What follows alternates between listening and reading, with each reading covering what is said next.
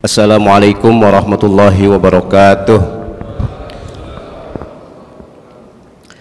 Bismillahirrahmanirrahim. Alhamdulillahirabbil alamin.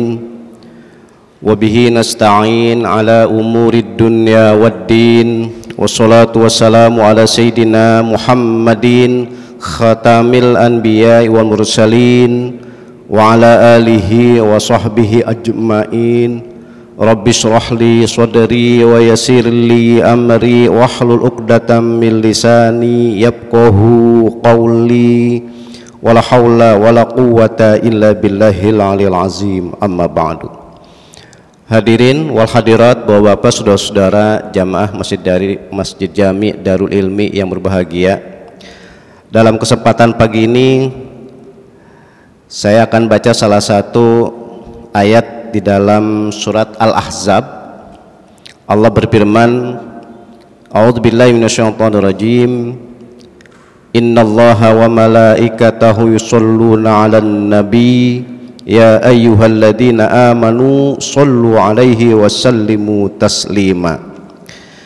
Bapak-bapak, saudara-saudara, ibu sekalian, ayat ini ada di dalam surat Al-Ahzab, tepatnya ayat yang ke-56. Ayat ini diturunkan oleh Allah Subhanahu wa taala kepada Nabi kita Muhammad sallallahu alaihi wasallam pada bulan Sya'ban. Nah, ini kita kebetulan berada di bulan Sya'ban ini, ya.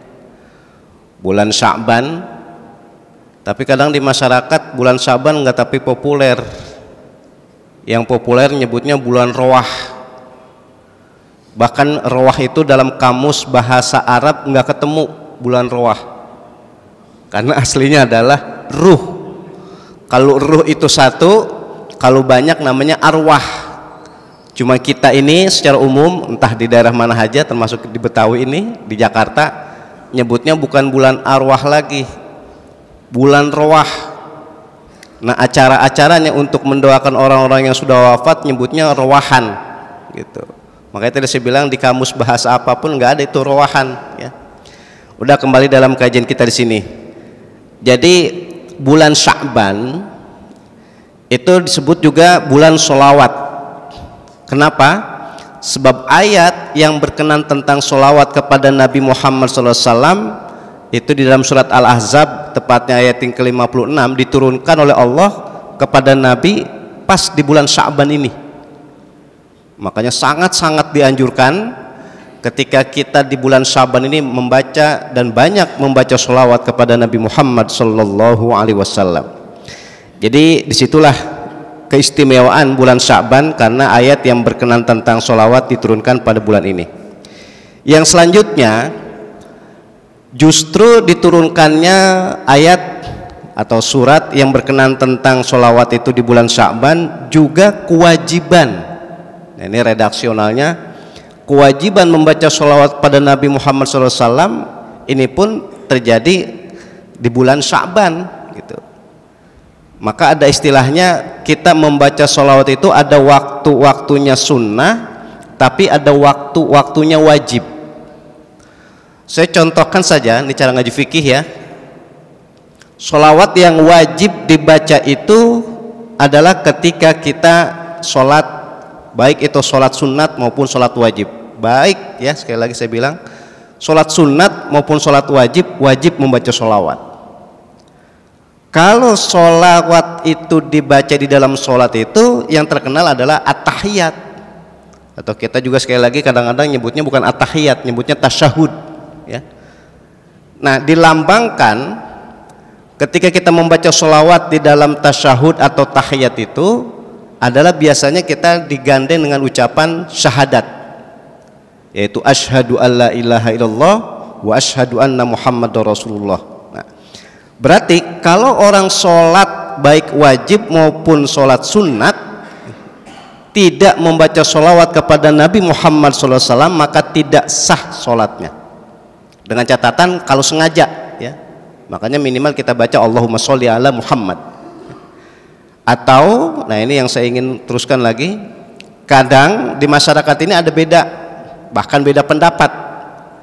Ada yang membaca sholawat itu cukup dengan Allahumma sholli ala Muhammad, tapi banyak yang membaca sholawat itu ditambahkan Sayyidina.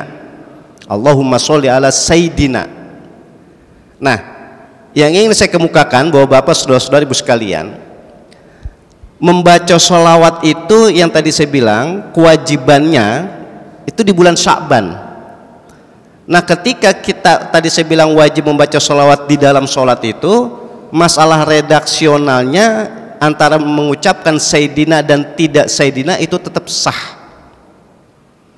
Jangan berpatokan begini, itu di dalam hadis itu kan membaca sholawat kepada Nabi tanpa Sayyidina, atau yang mengucapkan sholawat itu dengan Sayyidina karena dalam rangka menghormati Nabi. Padahal aslinya begini memahaminya, ketika ayat ini turun, innallaha wa malaikatahu yusholluna 'alan nabi, itu sahabat-sahabat bilang begini, ya Rasulullah, kalau membaca salam kepada para nabi kita bisa dan biasa. Oke, bapak-bapak, saudara-saudara, ibu-ibu, gini, kita kalau nyebut Nabi Adam alaihissalam, nyebut Nabi Nuh alaihissalam, nyebut Nabi Ibrahim alaihissalam, nyebut Nabi Isa alaihissalam, makanya kata sahabat begitu, kami udah bisa dan biasa bersalam kepada para nabi. Kata sahabat bertanya kepada Nabi, bagaimana kalau berselawat kepadamu ya Rasulullah? Jadi mahalus syahidnya, sahabat itu udah bisa dan biasa bersalam kepada para nabi, cuman perintah sholawat ini sehingga ditanyakan oleh sahabat, bagaimana bersalawat kepadamu ya Rasulullah? Kata Nabi begini, bacalah sholawat kepadaku, Allahumma sholli ala Muhammad. Nah, ini ada kitab-kitab hadis, seperti semalam malam Kamis saya biasa ngisi kajian kitab namanya Bulughul Maram di Masjid Jami Al Barkah di daerah Lebak Bulus.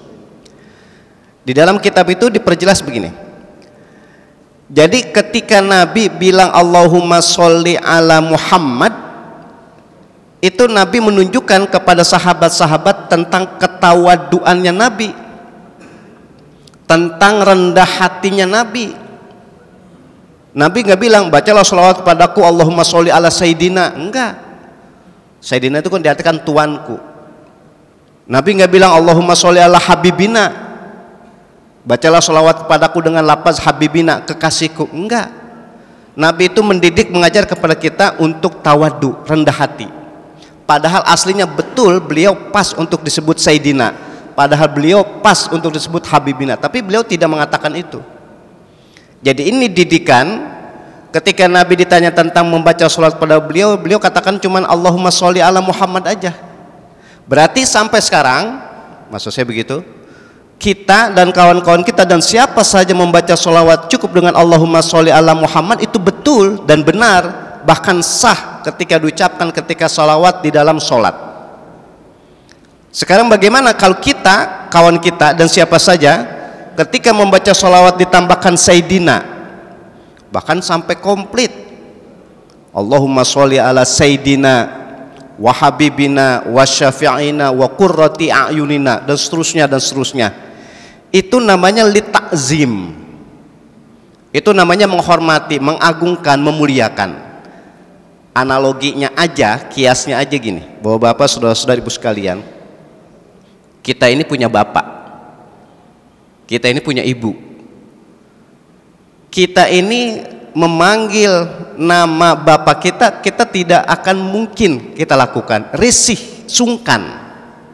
Kita punya bapak nih, kita manggil bapak kita tapi namanya aja, risih, kita berasa kurang beradab, kurang sopan. Kita punya ibu, ketika kita memanggil ibu kita namanya saja ada risih, ada sungkan. Makanya kita panggillah bapak kita itu dengan sebutan bapak, dengan sebutan ayah, dengan sebutan abi, papa, papi, dan seterusnya dan seterusnya. Sama ibu kita nggak panggil namanya, kita panggil dengan panggilan umi, ibu, mamah, dan seterusnya dan seterusnya. Itu dalam rangka apa? Litakzim, menghormati, memuliakan, mengagungkan. Jangan wong Jawa, bapak ibu kita saja kita sungkan, risih memanggil namanya, opo mane apalagi junjungan kita Nabi besar Muhammad sallallahu alaihi wasallam. Oleh karena itu ulama menjelaskan, jadi memanggil Nabi, menyebut Nabi, membaca sholat pada Nabi sangat-sangat dianjurkan dengan lafaz Sayyidina, habibina. Dan saya lebih cenderung ketika saya kaji fikih, ketika kita kaji hadis dan seterusnya, itu kalau membaca sholat pada Nabi, khusus ya, di luar sholat itu ditambahkan Sayyidina. Oke, sampai di sini. Di luar sholat kita tambahkan Sayyidina.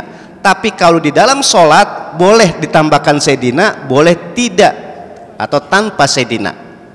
Kenapa? Sebab sholawat di dalam sholat itu wajib. Makanya kita ini bapak-bapak saudara-saudara kajian fikih itu banyak ketika ngaji fikih itu ketika sholat membaca sholawat tanpa Sayyidina. Allahumma sholli ala Muhammad saja tanpa Sayyidina. Tapi kalau di dalam sholat pun ditambahkan Sayyidina nggak apa-apa. Kenapa kok saya katakan seperti ini? Sebab ada ulama yang berpatokan kalau sholawat dibaca di dalam sholat nggak boleh pakai Sayyidina. Sebab itu kontradiksi, berlawanan dengan yang diucapkan oleh Nabi. Tapi kalau di luar sholat boleh. Oleh karena itu tadi sekali lagi, kalau membaca sholawat kepada junjungan kita Nabi besar Muhammad SAW di dalam sholat itu boleh Sayyidina, boleh tidak Sayyidina. Tapi kalau di luar sholat, saya nyebutnya di luar ini, itu sangat-sangat dianjurkan menambah Sayyidina. Baik bapak-bapak, saudara-saudari ibu sekalian, itu ya cara atau redaksional membaca sholawat pada junjungan kita Nabi besar Muhammad SAW. Selanjutnya begini, kita kupas nih. Saya seperti hari Jumat kemarin, saya khutbah di masjid ini. Ciri khas khotib menyampaikan khutbah itu menyampaikan khutbah yang kedua pasti, saya katakan pasti, membaca ayat innallaha wa malaikatahu yusholluna 'alan nabi. Pasti itu. Ya di masjid mana aja, khotib manapun, saya cuma nggak bilang pasti ya. Itu secara umum, hampir-hampir nggak ada yang nggak baca ayat ini. Innallaha wa malaikatahu yusholluna 'alan nabi ya ayyuhalladzina amanu shollu 'alaihi wa sallimu taslima. Nah, yang tadi saya bilang kita akan kupas begini. Di situ Allah Subhanahu wa taala katakan innallaha, sesungguhnya Allah, wa malaikatahu, dan malaikat Allah itu yusholluna 'alan nabi, berselawat kepada nabi. Kemudian lapaznya ya ayyuhalladzina amanu shollu 'alaihi wasallimu taslima, wahai manusia, gitu. Maksudnya manusia ini orang beriman, berselawatlah kepada nabi. Dari ayat ini diambil kesimpulan begini, bagaimana kalau Gusti Allah itu berselawat pada Nabi? Bagaimana kalau para malaikat berselawat pada Nabi? Dan bagaimana orang-orang beriman berselawat pada Nabi? Berarti di sini ada 3 poin. Kalau Gusti Allah, kalau Allah Subhanahu wa taala berselawat kepada Nabi, bukan berarti selawatnya Allah itu sama dengan manusia. Kalau kita kan tadi saya bilang Allahumma sholli ala Muhammad atau Allahumma sholli ala Sayyidina wa Habibina. Tapi yang dimaksud Allah berselawat pada Nabi diperjelaskan dan dijelaskan oleh ahli tafsir adalah Allah memberikan rahmat. Maksudnya begitu. Jadi bukan berarti kalau Allah berselawat kayak kita, bukan. Yang dimaksud Allah berselawat pada Nabi, Allah memberikan rahmat kepada junjungan kita Nabi besar Muhammad sallallahu alaihi wasallam. Apa contoh yang aktual nih tentang Allah memberikan rahmat kepada Nabi Muhammad SAW? Yang tadi saya bilang yang aktual, satu-satunya makhluk Allah, saya nggak bilang satu-satunya manusia ya, satu-satunya makhluk Allah, ini kita buka dan kita ada perinciannya di dalam karangan ulama dari Indonesia Asy-Syaikh Nawawi Al-Bantani, bahwa satu-satunya makhluk Allah yang bisa memberi syafaat nanti pada hari kiamat cuma Nabi Muhammad sallallahu alaihi wasallam. Syafaat itu pertolongan. Kata-kata pertolongan, contoh saya analogi aja nih, pakai akal aja, pakai rasio gini. Ada orang butuh 100.000, ada orang perlu duit 100.000, tapi dia punya modal 75.000. Ini analogi, namanya kias nih. Ada orang butuh duit 100.000 tapi dia udah punya 75.000 atau 50.000. Pokoknya yang penting dia udah punya modal aja, cuman kurang. Nah, ketika ada orang kurang 50.000 atau kurang 25.000, itu ditambahin 25.000. Itu namanya syafaat, pertolongan, pelengkap. Yang asalnya kurang karena ada syafaat dilengkapi jadi pas 100.000. Nah, analoginya begitu. Sama yang namanya syafaat Nabi kita Muhammad SAW itu nanti diberikan pada hari kiamat adalah untuk memberi pertolongan kepada kita semua. Tapi dengan catatan, Nabi memberi syafaat kepada orang yang ibadah. Apa bahasanya orang dagang itu udah punya modal, udah sholat, udah puasa, udah melakukan ibadah yang lain. Ada kekurangannya, ada kehilapan-kehilapannya di dalam ibadah, itu bisa ditutup dengan syafaat Nabi. Tapi ketika mengharapkan syafaat, sholat kagak, puasa kagak, mengharapkan syafaat jauh, hayata, sangat jauh. Maka yang dimaksud tadi begitu, memahaminya berarti syafaat itu saya contohkan contoh aktual bahwa yang namanya Nabi itu diberikan rahmat oleh Allah. Nabi itu disolawatkan bahasanya oleh Allah Subhanahu wa Ta'ala, artinya adalah Allah memberikan rahmat. Salah satu bentuk rahmat adalah syafaat. Maka satu-satunya makhluk Allah yang nanti bisa memberi syafaat, ya berarti keuntungan buat kita semua adalah Nabi kita Muhammad Sallallahu Alaihi Wasallam. Itu yang pertama. Jadi Allah berselawat diartikan Allah memberikan rahmat. Dan contoh yang aktual, artinya aktual itu kontemporer terus itu. Sekarang sudah sampai hari kiamat adalah syafaat. Yang kedua, kalau malaikat berselawat. Kan innallaha wa malaikatahu, malaikat berselawat. Ternyata pun kata-kata malaikat berselawat kepada Nabi bukan seperti selawatnya kita, Allahumma sholli ala Muhammad atau Allahumma sholli ala Sayyidina Muhammad. Diperjelas oleh ahli tafsir, yang dimaksud malaikat berselawat kepada Nabi adalah al-istighfar, memohonkan ampun. Bapak-bapak, saudara-saudara, ibu sekalian, natural ya, sunatullah, kausalitas. Manusia enggak ada yang sempurna. Sopone wong, siapa aja, enggak ada yang sempurna. Orang tua kah, anak kah, murid kah, guru kah, pasti ada kehilapan.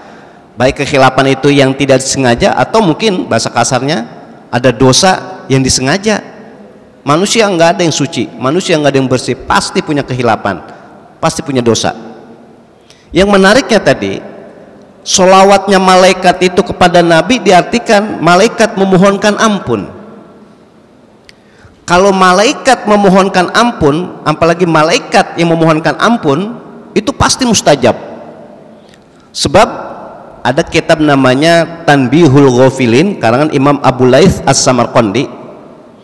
Salah satu ciptaan Allah yang dibekali akal saja itu malaikat. Karena malaikat diciptakan dan dibekali akal aja, makanya nggak ada kemaksiatan, kesalahan yang dibuat oleh malaikat. Jadi malaikat itu cuma akal aja, makanya nggak ada kesalahan, nggak ada perbuatan dosa yang dilakukan oleh malaikat. Makanya secara historisnya, sejarahnya, malaikat itu nggak pernah ada punya istri, malaikat nggak pernah punya anak. Ini salah satu contoh yang menarik. Karena memang malaikat itu diberikan akal saja, tidak diberikan syahwat. Nah, kalau malaikat yang tidak pernah berbuat khilaf, tidak pernah berbuat salah, bahkan tidak pernah berbuat dosa, mengistighfarkan, memohonkan ampun kepada Nabi kita Muhammad SAW, sudah pasti mustajab.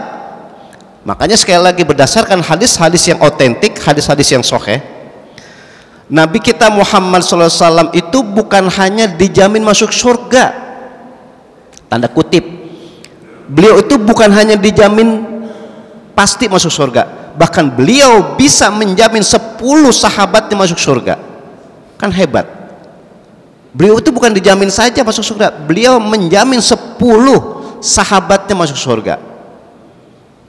Ini salah satu, bahasa saya ini, lantaran penyebabnya karena diistighfarkan, dimohonkan ampun oleh para malaikat. Oleh karena itu yang kedua, berarti sholawatnya para malaikat adalah memohonkan ampun kepada Nabi kita Muhammad Sallallahu Alaihi Wasallam, dan Nabi itu sudah dijamin masuk surga, bahkan beliau bisa menjamin 10 sahabatnya masuk surga. Yang ketiga, yang terakhir, bapak-bapak, saudara-saudara, ibu sekalian, begini. Yang ketiga, orang beriman. Ya ayyuhalladzina amanu shollu alaihi wasallimu taslima. Yang dimaksud sholawatnya kita ini, saya bilang kita, itu seperti yang kita lakukan. Allahumma sholli ala Muhammad atau Allahumma sholli ala Sayyidina Muhammad. Nah sekarang kalau kita sholawat itu diartikan doa. Lagi-lagi kalau pakai akal, pakai rasio nih begini, kenapa kok kita doain Nabi? Sholawat itu kan sholat itu artinya doa. Kalau pakai akal, kenapa kita masih doain Nabi? Padahal Nabi udah dijamin masuk surga, bahkan beliau menjamin 10 sahabatnya masuk surga. Itulah keterbatasan akal, mentok akal kita. Yang dimaksud kita sholawat kepada Nabi justru manfaat hikmatnya kembali ke kita. Kalau saya mau sekali lagi mau pakai akal nih gini, ini sering saya contohkan ini. Kalau kita kebetulan megang senter, kemudian sinarnya kita arahkan ke kaca, ini kan di belakang ada kaca nih sekeliling kita nih, kita megang senter, kemudian sinarnya kita arahkan ke kaca, maka pantulan sinar itu kembali ke kita. Berarti persis ketika kita membaca sholawat kepada Nabi kita Muhammad SAW, itu manfaatnya bukan buat Nabi, maksudnya hikmatnya bukan buat Nabi, justru manfaat hikmatnya kembali ke kita. Pantulan baca sholawat kita kepada Nabi kembali ke kita. Itulah kata Nabi, man sholla alayya sholatan sallallahu alaihi biha asyra, kata Nabi, siapa saja yang membaca sholawat kepadaku sekali aja, sallallahu alaihi biha asyra, Allah akan memberikan rahmat kepada orang yang bersolawat padaku sekali. Tadi itu berapa? 10 kali lipat, artinya 10 kali rahmat. Kalau kita membaca sholawat sekali, Allah memberikan rahmat kepada kita 10 kali. Kalau kita membaca sholawat kepada Nabi 10 kali, Allah akan memberikan rahmat kepada kita 100 kali. Maksudnya rahmat itu adalah pahala, kebaikan. Oleh karena itu, kalau kita bersolawat kepada Nabi bukan berarti kita doain Nabi biar masuk surga, bukan. Bukan berarti kalau kita baca sholawat kita doakan kepada Nabi biar beliau kekhilapan diampuni oleh Allah, bukan. Akan tapi ketika kita bersolawat kepada beliau, pantulannya itu kembali ke kita, maka kita akan mendapatkan ketentraman, mendapatkan rahmat, mendapatkan balasan kebaikan pahala dari Allah Subhanahu wa taala. Itulah yang dimaksud berselawatnya kita kepada junjungan kita Nabi besar Muhammad sallallahu alaihi wasallam. Bapak-bapak, saudara-saudara, ibu sekalian, ini saja yang dapat saya sampaikan. Intinya bulan Sya'ban ini bulan sholawat. Karena dianggap bulan sholawat, kita sangat-sangat dianjurkan membaca sholawat pada junjungan kita Nabi besar Muhammad SAW. Dengan demikian insya Allah kita termasuk umatnya, pengikutnya, yang sekali lagi mendapatkan jaminan syafaat beliau baik di dunia dan terutama nanti ketika kita hidup di akhirat dan kita kumpul dengan orang-orang baik, dengan orang-orang tua kita, dengan guru-guru kita, sanak famili kita, kawan kita dan seterusnya, dalam keadaan muttaqiun, dalam keadaan berada di surganya Allah Subhanahu wa taala. Amin ya rabbal alamin. Demikian yang dapat saya sampaikan, kurang lebihnya mohon maaf. Wallahul muwaffiq ila aqwamit thoriq. Assalamualaikum warahmatullahi wabarakatuh. Al-Fatihah.